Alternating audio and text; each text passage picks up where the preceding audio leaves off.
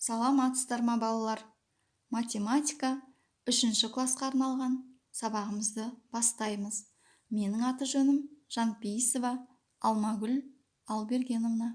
Сабағымыздың тақырыбы есептер шығару. Сабақтың мақсаты 2-3 амалмен орындалатын есептің шартын кесте, сызықтық бағандық диаграмма, сызба, қысқаша жазба түрінде модельдеу. Сен бүгін шамалардың өзара тәуелділігіне есептер шығарасың. Бірге жұмыстанайық. Шамалар үшбұрышына қара. Төмендегі есептерді шығару үшін олардың қайсысын қолданған дұрыс?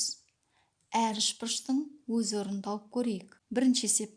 Аулаға ұзындығы 9 метр және ені 7 метр балалар алаңы салынды. Балалар алаңының ауданы қандай? Екінші есеп. Ауладағы бір орындықты бояуға 320 грамм бояу жұмсалды. Осындай 3 орындықты бояу үшін неше грамм бояу қажет? Бір банка бояу 180 теңге тұрады. Осындай 4 банка неше теңге тұрады? Экранның оң жақ бұрышындағы үшбұрыштарға назар аударайық. Ал енді әр үшбұрыштың өз орнын тауып көрейік. Ойланайық. Жарайды балалар.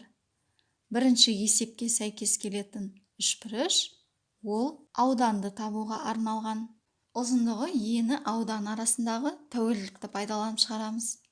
Ал екінші есепте массасы, саны және жалпы массасы арасындағы тәуелділікті пайдаланып шығарамыз. Ал үшінші есепте бағасы, саны, құны арасындағы тәуелділікті қолданып есепті шығарамыз. Жарайды балалар, келесі тапсырма ойланып көр. Ауладағы теннис ойнайтын үстелдің ауданы 192 метр квадрат. Егер ені 8 метр болса, онда үстелдің ұзындығы қанша болады? Ойланайық. Дұрыс айтасыңдар. Алдымен есептің қысқаша шартын жазып алайық. Қысқаша шарты бойынша ауданы 192 метр квадрат, ені 8 метр, ұзындығы белгісіз. Есепті ұзындығы ені ауданы арасындағы тәуелділікті пайдаланып шығарамыз. Яғни 192 метр квадратты еніне бөлгенде бізде ұзындығы шығады. Ұзындығы 24 метр. Жақсы балалар, келесі тапсырмаға көшейік. Кесте бойынша есеп құрастырайық және шығарайық. Кестеге мұқият назар аударып, қара, ойланайық. Жарайды балалар. Сіздердің құраған есептеріңіз экранда көрсетілген есеп үлгісіндей болуы мүмкін. Сәуле әрқайсысы 45 теңге тұратын қалың дәптер және әрқайсысы 64 теңге тұратын түрлі түсті қарындаш сатып алды. Сәуле қалың дәптерлерге қанша теңге төледі? Түрлі түсті қарындаштарға қанша теңге төледі? Барлығы қанша ақша жұмсады? Есепті шығару үшін бағасы, саны, құны арасындағы тәуелділікті қолданып шығарамыз. Есепте яғни 45 теңгені 8-ге көбейтіп қалың дәптерлерді тауып аламыз. 64-ті 6-ға көбейтіп түрлі түсті қарындаштарға қанша теңге төлегенін тауып аламыз. Барлығын табу үшін осы екі соманы бір-біріне қосамыз.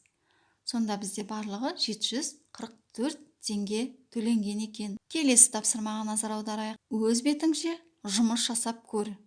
Көрсетілген формуланы басшылыққа алып есепті шығарайық. Кестеде екі түрлі заттың массасы белгілі, саны бірдей дейді. Енді жалпы массасы бойынша бір ғана заттың массасы белгілі, екінші заттың массасын табуымыз керек. Ойланайық.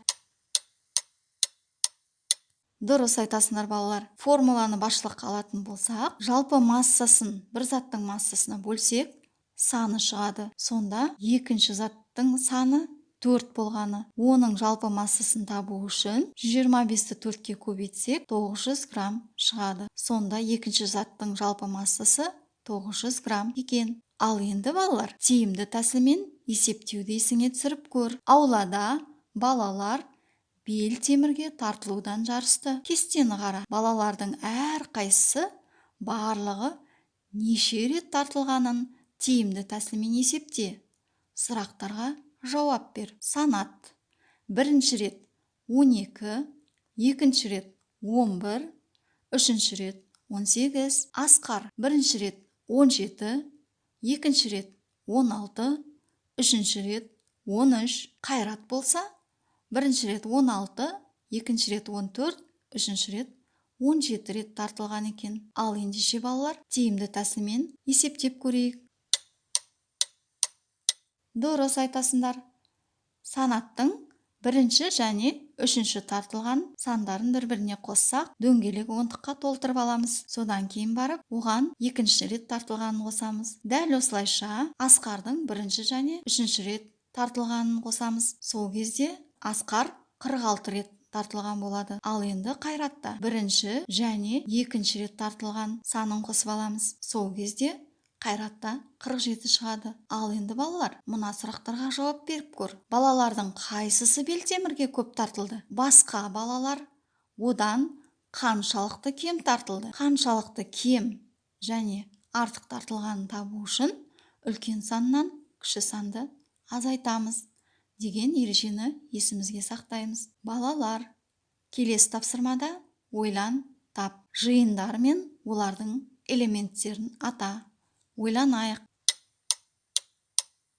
Дұрыс айтасыңдар балалар. Бірінші топта гүлдер, екінші топта жануарлар, үшінші топта әріптер, төртінші топта сандар. Ал енді мынадай жиындар берілген: ыдыстар, ағаштар, оқу құралдары. Енді өз бетіңмен әр жиынға тиісті элементтерді атап көрші.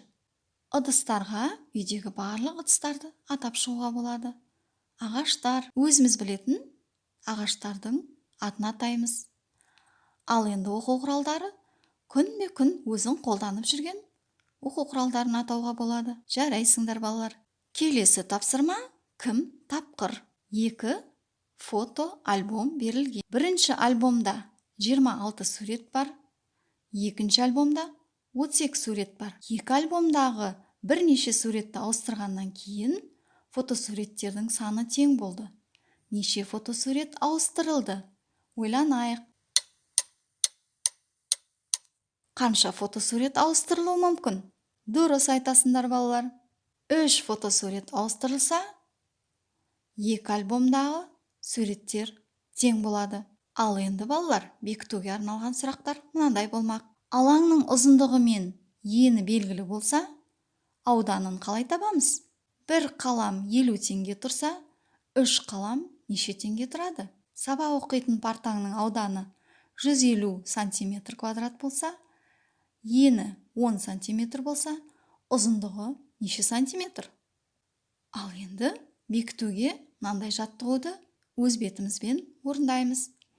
Сөмкеңдегі дәптерлер санын анықта. Дәптердің бағасы, саны, құнына байланысты есеп құрастырып көр. Енді балалар, бүгінгі тақырып бойынша қосымша ресурстар экранда сіздердің назарларыңызға ұсынылды. Үйге тапсырма ретінде сабақтың тақырыбы бойынша тапсырмалар мен сұрақтар құрастырайық. Сонымен балалар, сабағымыз аяқталды. Сау болыңыздар.